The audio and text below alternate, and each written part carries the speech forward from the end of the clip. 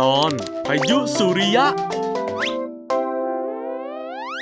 ข่าวเรื่องพายุสุริยะดูจะทำให้หลายคนวิตกกังวลกับปรากฏการณ์นอกโลกที่อาจจะส่งผลต่อการดำรงชีวิต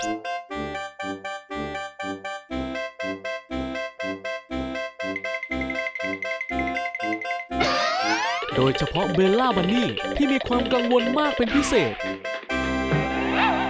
เพื่อให้เพื่อนๆสบายใจบ๊อบบี้แบร์จึงอธิบายปรากฏการณ์ธรรมชาติชนิดนี้ให้ทุกคนเข้าใจถ้าเราสังเกตรูปนี้ให้ดีจะเห็นจุดสีดำกระจายอยู่ทั่วบริเวณพื้นผิวของดวงอาทิตย์นักดาราศาสตร์เรียกจุดสีดำนี้ว่าจุดมืดจุดมืดเหล่านี้มีจำนวนไม่คงที่มากบ้างน้อยบ้างสลับกันไปแต่เมื่อไหร่ก็ตามที่จุดมืดมีจำนวนมากนั่นเป็นสัญญาณที่บ่งบอกว่ากำลังจะเกิดการระเบิดที่ชั้นบรรยากาศชั้นนอกสุดของดวงอาทิตย์ที่เรียกว่าชั้นโคโรนาขึ้น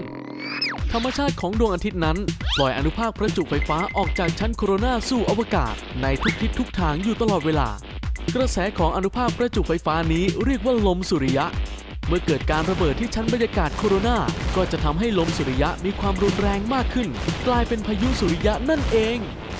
นักดาราศาสตร์แบ่งการระเบิดที่ชั้นบรรยากาศโคโรนาออกเป็น2ชนิดชนิดแรกคือการลุกจ้าของดวงอาทิตย์ซึ่งก็คือพลังงานที่ถูกปลดปล่อยออกมา